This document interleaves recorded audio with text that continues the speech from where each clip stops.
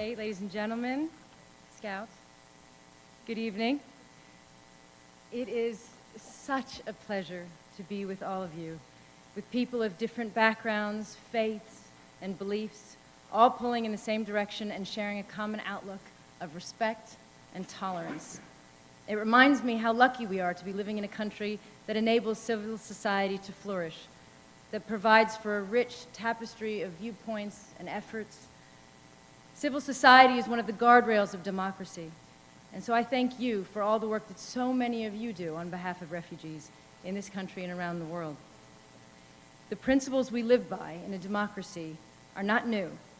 They are not open to being reinterpreted or watered down, or even set aside because of new circumstances. As citizens, we do not only want freedom and human rights for every single person in our society, we want that for every person in the world.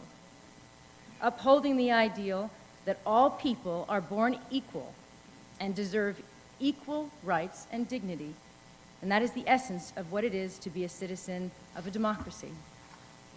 It is how we treat the weakest or the most vulnerable among us that says the most about our commitment to human rights and equality and justice for all people. And when we are most clearly seen to truly stand for those things in the world, that is when we are safest as a nation. That is when we are most respected and admired. That is when our word counts most internationally, and that is how we inspire others to work with us. We don't redefine ourselves as different people because we face new and daunting problems. We raise a fight within us to face down those challenges, and we remain true to ourselves.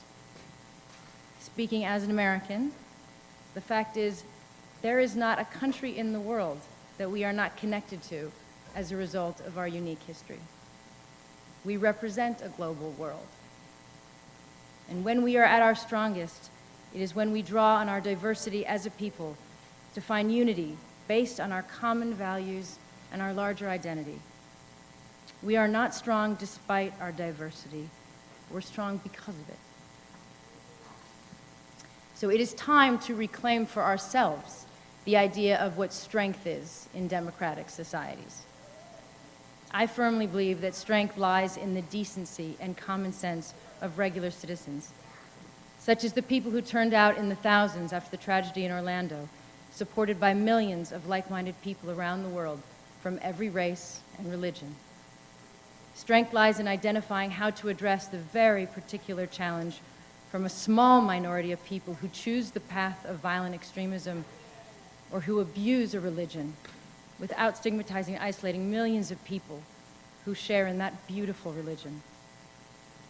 There is nothing strong about denigrating anyone on the basis of their religion, nationality, sexual orientation, gender, or on the basis of any characteristic or difference, real or imagined. When we discriminate, when we imply by our actions that some lives are worth more than others, or when we denigrate the faith, traditions, and cultures of any group of people, we weaken our strength as democratic societies.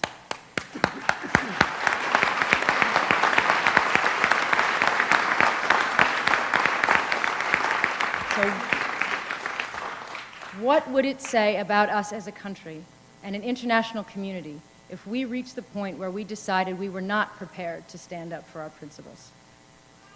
The answer to addressing the global refugee crisis surely lies in finding common purpose and drawing strength from each other, like we all feel in this room right now. In staying true to who we are and showing that we have the fight in us to confront our generation's test and emerge stronger for it. That is my hope, and I believe I share it with all of you and millions of people beyond this room. So thank you so much for all that you do, for allowing me to be here with you. Thank you for allowing me to join you this evening.